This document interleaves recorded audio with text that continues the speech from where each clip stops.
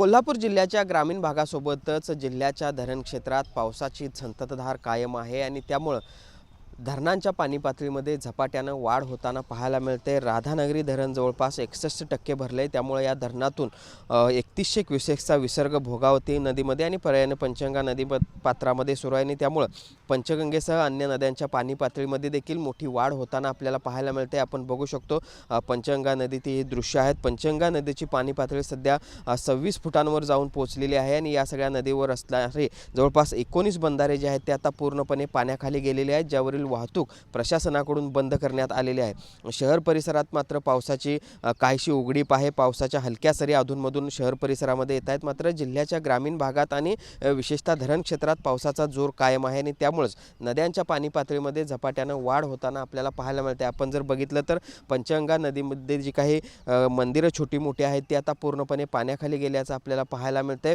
अशाच पद्धतीची परिस्थिती जिल्ह्याच्या अन्य नद्यांमध्ये देखील आपल्याला पाहायला मिळते। अन्य जे लघु मध्यम प्रकल्प आहेत ते देखील आता बहुतांशी प्रकल्प भरण्याच्या मार्गावर आहेत आणि त्यामुळे एकूणच आपण बघतोय कोल्हापूर जिल्ह्यामध्ये पावसाचा जोर आहे तो कायम असल्याचं पाहायला मिळते। गेली 4 दिवस कोल्हापूरसाठी ऑरेंज अलर्ट आहे तो देण्यात आलेला होता। आज देखील कोल्हापूरसाठी ऑरेंज अलर्ट देण्यात आलेला आहे आणि त्यामुळे आज दुपारनंतर देखील पावसाचा जोर वाढेल अशा पद्धतीचा अंदाज आहे तो प्रशासनाकडून व्यक्त करण्यात आलेला आहे आणि त्यामुळे एकूणच आपण बघतोय ज्या पद्धतीचा पाऊस विशेषतः कोल्हापूर जिल्ह्याच्या धरण क्षेत्रामध्ये पडतोय ते पाहता या सगळ्या नद्यांच्या पाणी पातळीमध्ये मोठी वाढ होताना दिसते।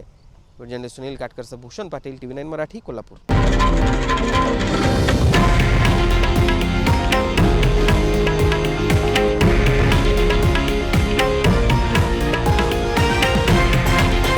हे आहे देशातील नंबर 1 न्यूज नेटवर्क आणि आपण पाहत आहात TV9 मराठी, एकमेव।